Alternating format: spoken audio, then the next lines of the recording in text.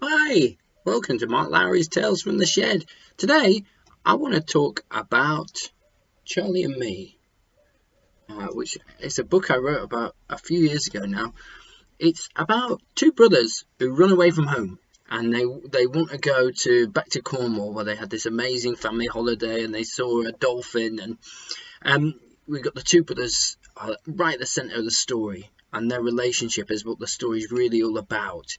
We have Charlie, who's this impulsive, immature little fellow, really unpredictable and funny and silly, and then his brother Martin, who's really mature and protective and thoughtful. And although they're complete opposites, they're absolute best friends in the whole world. And they have this really tight bond. I wrote it when my two sons were really young, and I think I had this kind of idea about brothers really tightly in my head at the time. I got two older brothers who I love very much, and I wanted to capture that kind of brotherly relationship. And it's, as well as being about brothers and these family ties, it's also about adventure and how they kind of cope with being away from home on their own. And it's also got a lot of messages about life and dealing with problems and things like that. The idea for this story, people always ask you, like, where do your ideas come from? And normally it's just, well, I was sitting around and I was writing some notes, and then it came into my head. But this one really was weird. I'd been out for a curry, and it wasn't a very nice one. And I spent the entire night unable to sleep, kind of bent over double, this terrible stabbing pain in my stomach. And about 2 or 3 in the morning, I was sort of half asleep, half awake, and I was having this weird waking dream.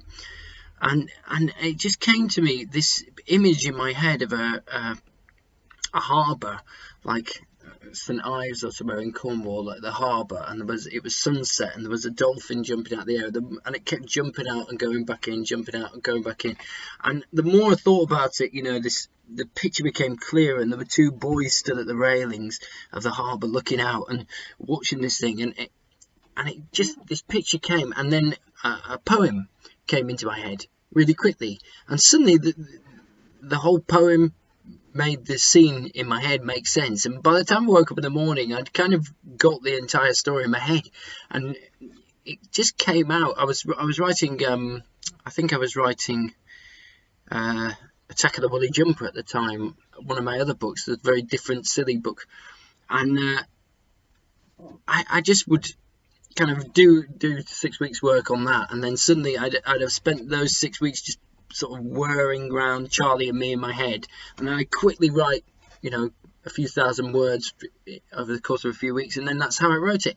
And it was the first time I've ever written like that, where the whole story's been in my head before I started. So I'm going to read for you a couple of pages. It's got this gorgeous cover by David Dean, which is fantastic, with the dolphin and the bay.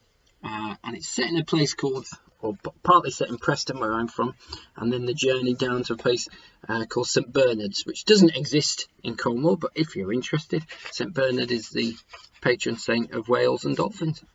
So there you go. Right, okay, I'm going to read. It starts with a poem. Leaping Dolphin. Your life is a leaping dolphin, bursting out from blankness into brilliant sunshine, twisting, flipping, straining in whatever direction you choose, and scattering infinity and one tiny droplets of water, each one briefly containing a tiny distorted reflection of yourself. You are a leaping dolphin, a glorious example of what it means to be alive.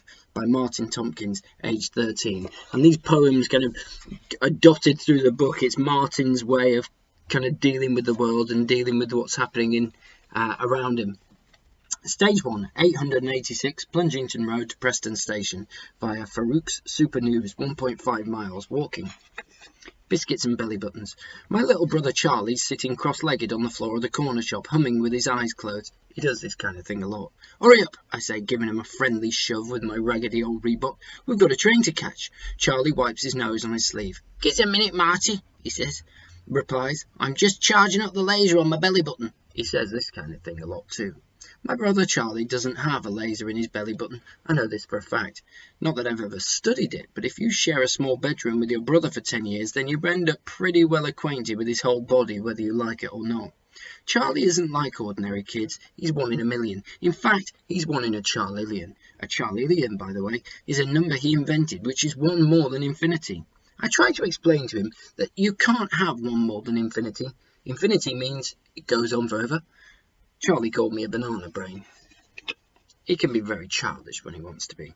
At poetry club in school, Mr. Hendricks sometimes plays a game to warm up. You've got to talk about a topic for 30 seconds without stopping or repeating yourself. Here's what I'd say about Charlie. Lazy eye, massive head, snores like a hippo, often ill, weird taste in food, terrible memory, always out of breath because of his asthma, weedy, cheeky, can't do anything for himself or concentrate for more than 2 seconds, brains inside out, no understanding of danger, my absolute best mate in the whole entire world. I'd have to stop there. You could talk about Charlie for a Charlillion seconds if you wanted to, and you'd never run out of things to say. Well, I hope you enjoy it. Take care. It's been lovely to see you again. Bye-bye.